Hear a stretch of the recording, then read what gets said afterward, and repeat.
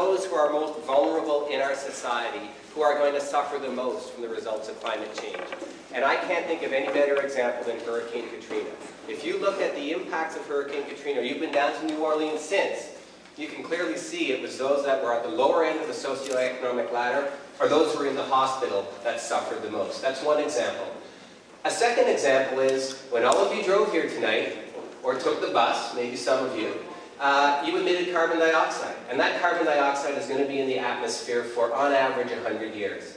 So the other moral dimension for me is that we're reaping all the benefits of the inexpensive energy that we're using, and we're pushing all the problems off on our children and grandchildren, making this a moral issue. So that's where how I frame it. That's enough for something that I don't know that much about, and now I'm going to focus on the science.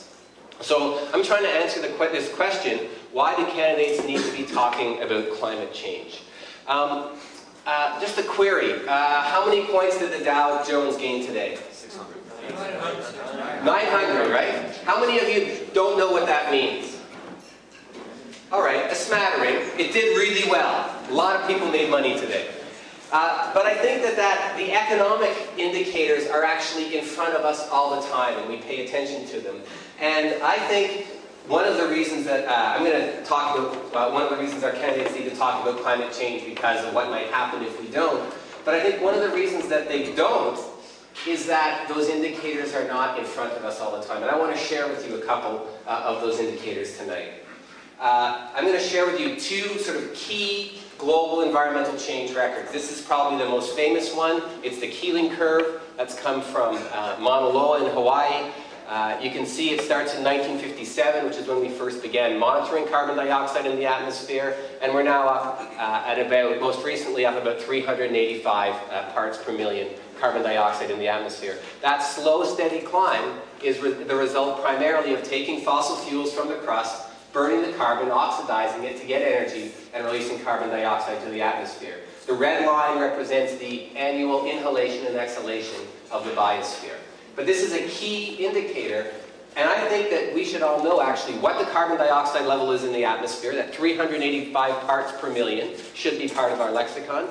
And also there's a big movement now that's been started by James Hansen from NASA GISS, really being pushed by the author Bill McKibben now, basically looking to stabilize atmospheric concentrations at 350 parts per million. That is all a number that you should know, as well as you know what the Dow Jones is. Another way to look at this is to look back in time. I'm an ice core paleoclimatologist. I got to show you one piece of ice core data. This is it. This is a record going back 420,000 years. And that's a long time, right? 500,000 years. So this is from ice that's been drilled in Antarctica at a place called Vostok. And what you see on the bottom is how carbon dioxide has changed in the atmosphere over that last 420,000 years. And you can see the variability in it, and there's actually been 4 ice ages, which are well represented here. But you'll notice that the greenhouse gas content has never been above 300 parts per million by volume, carbon dioxide in the atmosphere. If we add to this the curve I already showed you from Mauna Loa, we're now up at about 385 parts per million by volume. We've already changed the carbon dioxide content of the atmosphere by an amount that's equivalent to a shift that we see between a glacial and interglacial age. We've already dramatically changed the climate system.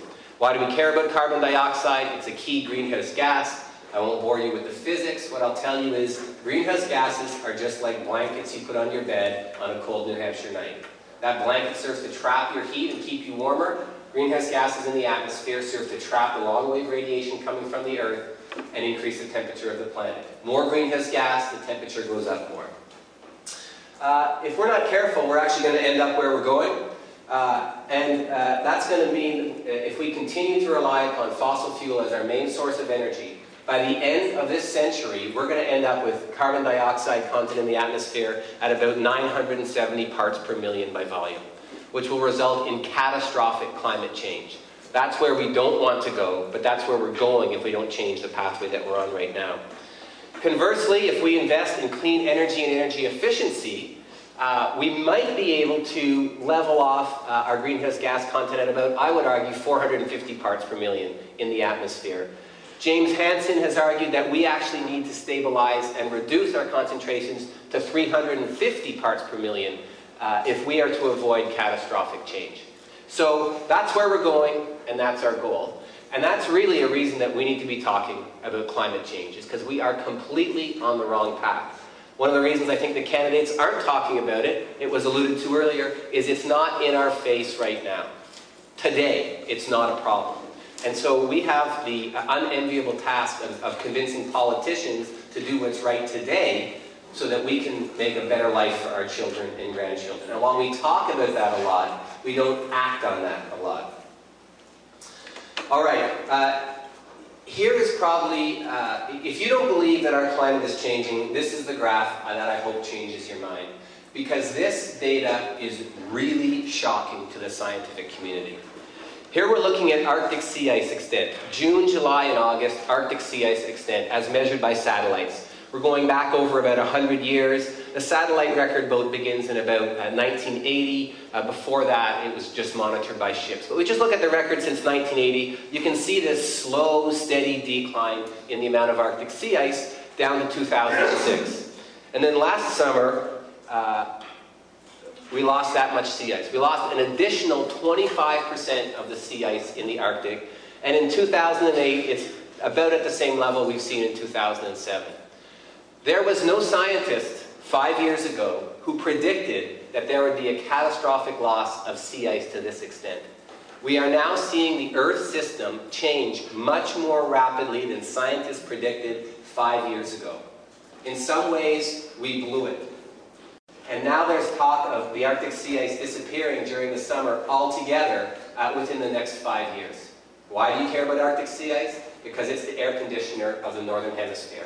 It serves to reflect incoming shortwave radiation because it's white, serves to cool the planet. When you get rid of that sea ice, the Arctic Ocean is going to start absorbing that water, the Arctic Ocean is going to heat up, and it's going to be really hard to ever build that sea ice back up again in a significant way. This is a global environmental change record that I would argue is far more important than the Dow Jones. Looks like the Dow Jones. It's not nearly as variable. The Dow just keeps going.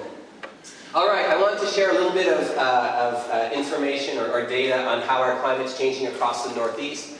This is data from a graduate student of mine, Liz Burakowski, who's just finished up her master's degree, and she's been looking at changes in temperature in red and changes in snow cover in white across the Northeast U.S. And what we have plotted here are the monthly changes in temperature in degrees Fahrenheit per decade. So it's really the heart of our winter, January and February, where we've seen on the order of 1 to 1.2 degrees Fahrenheit per decade temperature increase in our winter across the entire Northeast.